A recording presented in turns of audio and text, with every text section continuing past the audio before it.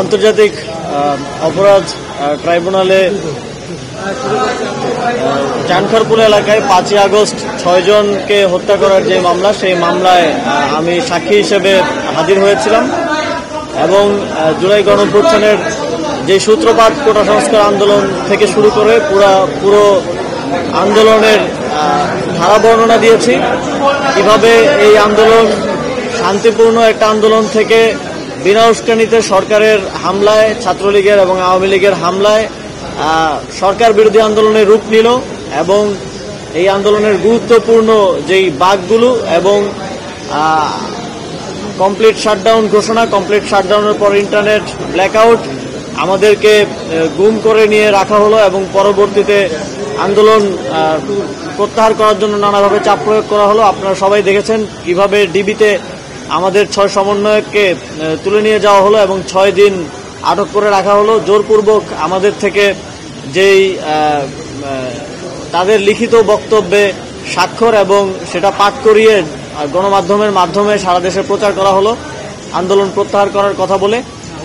এই পুরো ঘটনাক্রম এবং প্রত্যেকটি ঘটনায় কারা কারা কোন কোন বাঁকে দায়ী ছিলেন সবার নাম সহ আমি আজকে আন্তর্জাতিক অপরাধ ট্রাইব্যুনালে সাক্ষ্য দিয়েছি এবং বিশেষ করে 5ই আগস্টের পূর্বে 5ই আগস্টের যে লং মার্চ টু ঢাকা কর্মসূচি, সেটা আমি ঘোষণা করেছিলাম সমন্বয়কদের সাথে আলোচনাক্রমে এবং 5ই আগস্টে সেই লং মার্চ টু ঢাকায় অংশগ্রহণ করতে আসার সময় ঢাকার নাজিমউদ্দিন রোড দিয়ে আমরা ঢোকার চেষ্টা করছিলাম। সেখানে পুলিশ আমাদেরকে বাধা দিয়ে রেখেছিল প্রায় 3-4 ঘন্টা। সে সময় পুলিশের গুলিতে আমার সামনেই 2 জন নিহত হন এবং মোট শহীদ আনাস ইয়াকুব সহ মোট 6 জন সেখানে নিহত হন বলে আপনারা জানেন।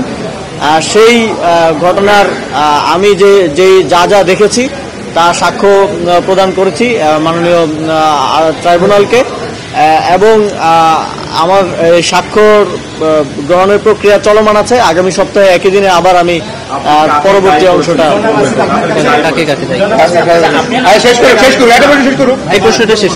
এই মামলায় এই 6 জনের যে হত্যাকাণ্ড চানখারপুল এলাকায়, এর জন্য আমি তৎকালীন প্রধানমন্ত্রী শেখ হাসিনা এবং তৎকালীন আইন শৃঙ্খলার দায়িত্বে থাকা স্বরাষ্ট্রমন্ত্রী হাজুজ্জামান খান কামাল, ডিএমপি কমিশনার হাবিবুর রহমান সহ সারা দেশে যেই হত্যাযজ্ঞ হয়েছে সেটার জন্য সকল কমান্ডিং অথরিটি, আওয়ামী লীগের বিভিন্ন পর্যায়ের নেতৃবৃন্দ এবং পুলিশের যারা সরাসরি গুলি চালিয়েছিল তাদেরকে দায়ী করছে।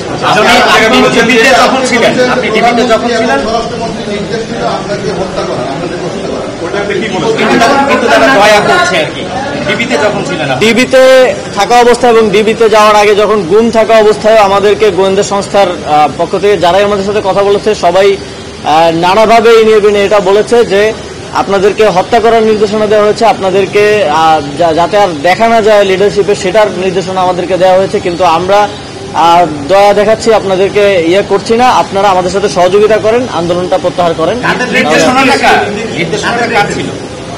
নির্দেশনা ছিল সরাসরি প্রধানমন্ত্রী, তৎকালীন প্রধানমন্ত্রী শেখ হাসিনার পক্ষ থেকে।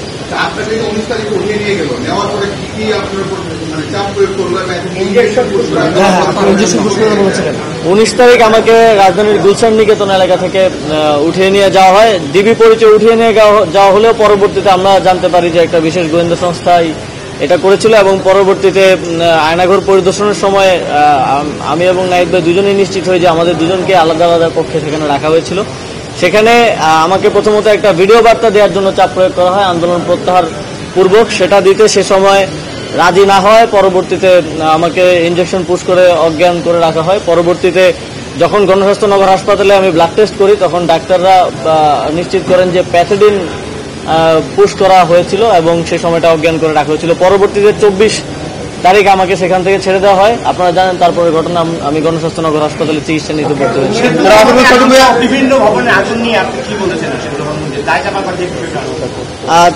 18 তারিখ থেকেই সেতু ভবন সহ বিভিন্ন স্থাপনায় আগুন লাগিয়ে সেই আগুন লাগানোর দায় আন্দোলনকারীদের উপর চাপিয়ে দেওয়ার চেষ্টা করা হয়েছে। আপনারা সেটা দেখেছেন এবং তখনকার তথ্যমন্ত্রী মানে আইসিটি মিনিস্টার যে ছিলেন তিনিও সেটা বলেছেন। পরবর্তীতে বিভিন্ন মাধ্যমে আমরা নিশ্চিত হয়েছি এবং আন্দোলনের সময় আমরা এটা বুঝতে পেরেছি যে তারাই সরকারের পৃষ্ঠপোষকতায় এই স্থাপনাগুলোতে আগুন লাগানো হয় এবং তার দায় আন্দোলনকারীদের উপর চাপিয়ে দিয়ে সে সময় এক ধরনের ধরপাকড় এবং গ্রেফতার ব্লকরেট দিয়ে গ্রেফতারের কর্মসূচি চালানো হয়েছে।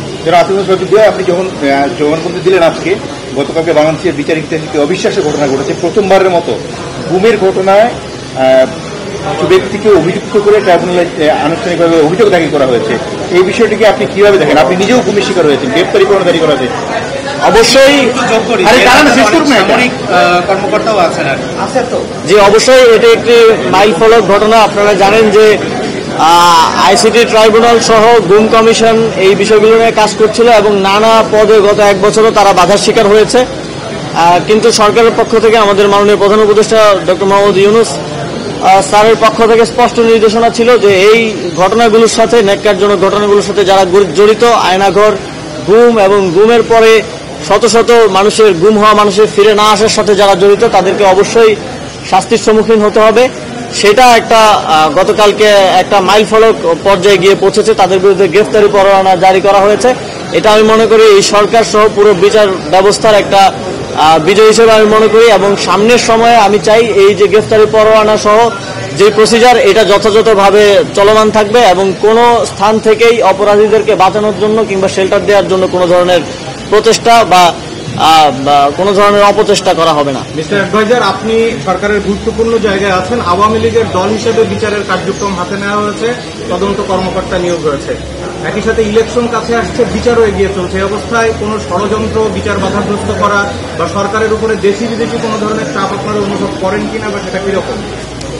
এটা অন্য বলতে দেন না, যদিও এটা আজকের বিষয় না, তারপরেও আমরা মনে করি জুলাই গণঅভ্যুত্থানে আওয়ামী লীগ দল হিসেবে যে ধরনের হত্যাযজ্ঞ চালিয়েছে, আমরা মনে করি যে দল হিসেবে তাদের বিচার হওয়া প্রয়োজন। এবং একই সাথে আপনারা জানেন যে অনেকেই আওয়ামী লীগের সময়ের সুবিধাভোগী যারা আছেন তারা নানাভাবে আওয়ামী লীগকে আবার রিইনস্টেট করার এক ধরনের অপচেষ্টা বা ষড়যন্ত্র করে থাকেন। কিন্তু বাংলাদেশের জনগণ এই 1.5 সহস্রাধিক মানুষের মৃত্যুর পর, প্রায় 30,000 মানুষের আহত হওয়ার পর, অঙ্গ প্রত্যঙ্গ হারানোর পর বাংলাদেশের জনগণ কোনোভাবেই এর জন্য দায়ী দলকে বাংলাদেশে আবার পুনর্বাসন করতে দেবে না এবং সেই লড়াই যদি আবার করতে হয় আমাদেরকে, আমরা আবার সেটার জন্য প্রস্তুত আছি। আপনি শেখ হাসিনাকে দায়ী করেছেন এবং এর আগে যারা সাক্ষী দিয়েছেন তারাও বলেছেন, কিন্তু শেখ হাসিনা, আসিফুজ্জামান খান কামাল তারা এখনো পলাতক আছে। আপনি জুলাই যোদ্ধা এবং একজন অন্যতম সমন্বয়ক ছিলেন। আপনাদের কাছে কি মনে হয় যে বাংলাদেশে শেখ হাসিনাকে ফিরিয়ে এনে তাকে শাস্তির মুখোমুখি করার বিষয়টিকে আপনাদের ডিজায়ার আছে কিনা, বা এটার ব্যাপার আপনি যদি এখন সরকারে আছেন কি করতে চান আপনারা? অবশ্যই যারা এই গণহত্যার সাথে দায়ী এবং পালিয়ে পলাতক অবস্থায় আছে তাদেরকে ফিরিয়ে আনার জন্য সরকার সকল ধরনের ব্যবস্থা নেবে এবং আইন অনুযায়ী এবং বিভিন্ন দেশের সাথে আমাদের যেই বন্দি বিনিময় চুক্তি আছে সেই চুক্তি অনুযায়ী তাদেরকে ফিরিয়ে আনার জন্য যথাযথ ব্যবস্থা নেওয়া হবে।